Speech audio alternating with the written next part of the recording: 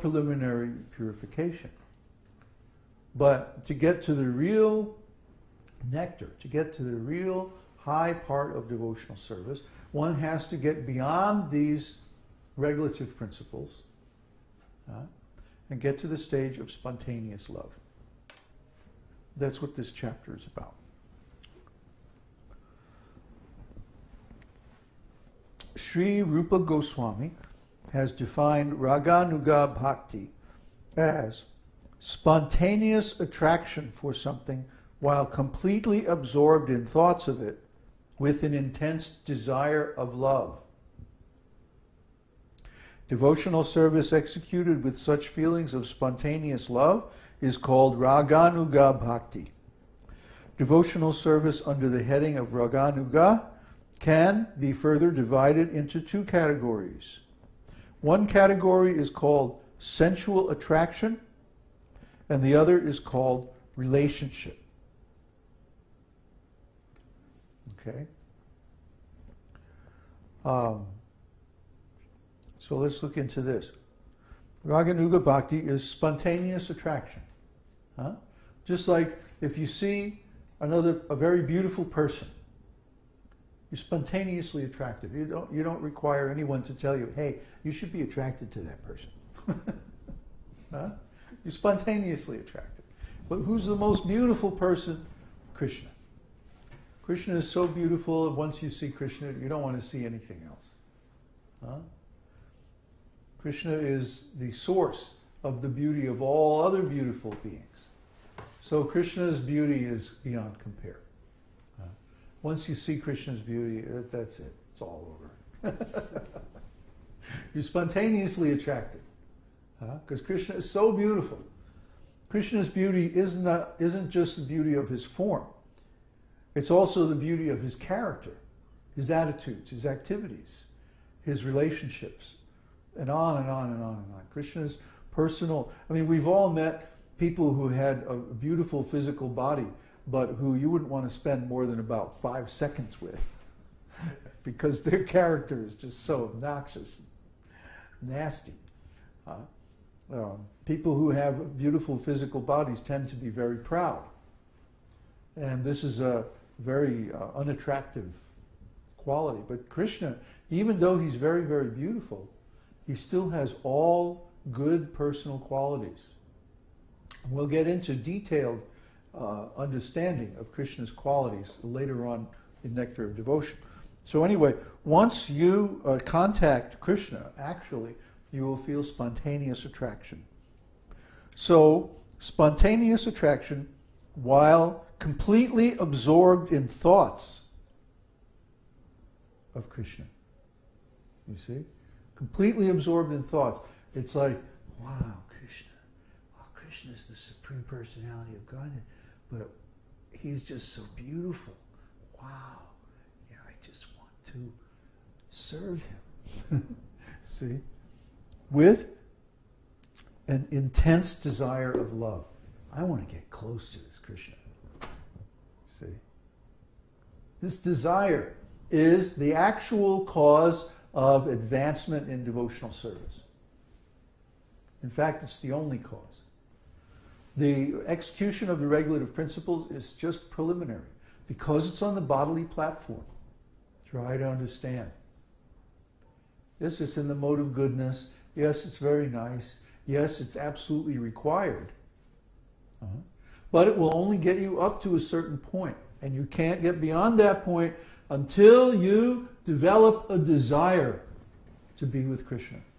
That's a spiritual desire.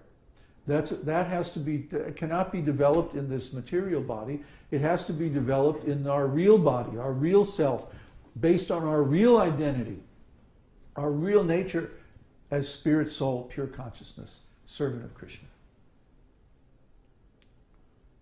Try to understand. The real desire comes from our real identity as servants of Krishna. So when we begin to desire to serve Krishna in a certain way, whatever that is, that's the actual beginning of our devotional service. And even if we desire to serve Krishna using our material body, That's, of course, better than not serving Krishna or to serve Maya, because we have to serve something. But the real advanced stage of devotional service is completely spiritual, completely internal, completely subjective, completely based on consciousness. It's not based on this body at all. Although we can practice for that, and we can develop the preliminary attitudes for that by bodily service like deity worship, still, the actual desire is transcendental. So, rāgānugā-bhakti can be further divided into two categories: sensual attraction and relationship. When we first come in contact with Krishna, we are attracted by his qualities, his beauty, his movements, and so many good qualities. So we're attracted. That's called sensual attraction. That's the preliminary stage. First there has to be attraction. And then when we actually engage with Krishna, that's called relationship. So there's the stage of attraction, which is preliminary, and then the stage of relationship, which is the actual exchange of service. In this connection, there is a statement by Narada Muni to Yudhishthira in the 7th canto, 1st chapter, verse 30 of Śrīmad-Bhāgavatam. There Narada says, "My dear king, there are many devotees who first become attracted to the personality of Godhead for purposes of sense gratification, from being envious of him, out of fear of him, or from desiring to associate affectionately with him. Ultimately, these attractions become freed from all material contamination, and gradually the worshipper develops spiritual love and achieves that ultimate goal of life desired by the pure devotees." Oh, that's such a nice quote. Well, we could talk on that quote all night. Well, I'm going to read it again. "My dear king, there are many devotees who first become attracted to the personality of Godhead for purposes of sense gratification, from being envious of him, out of fear of him, or from desiring to associate affectionately with him. Ultimately, these attractions become freed from all material contamination, and gradually the worshipper develops spiritual love and achieves that ultimate goal of life desired by the pure devotees." Wow. See, this is what Prabhupada was talking about. He was writing a letter to one of his disciples, and he says, "I've seen in the Western countries, especially, that people like to read many books, but they don't understand any of them."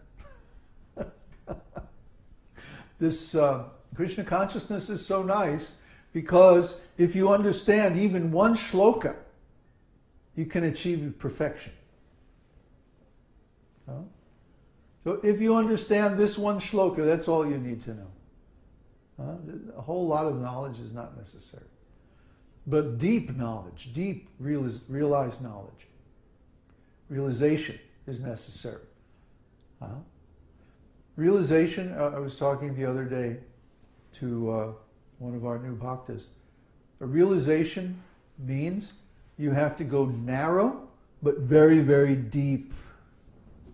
You take one thing and you go deep, deep into it. And then that way you realize everything. In material life, the tendency is to go wide, but shallow. Try this, try that, look at this, read that, go look at all these different things, do a little bit of this, a little bit of that, a little bit of something else. Hedge my bets.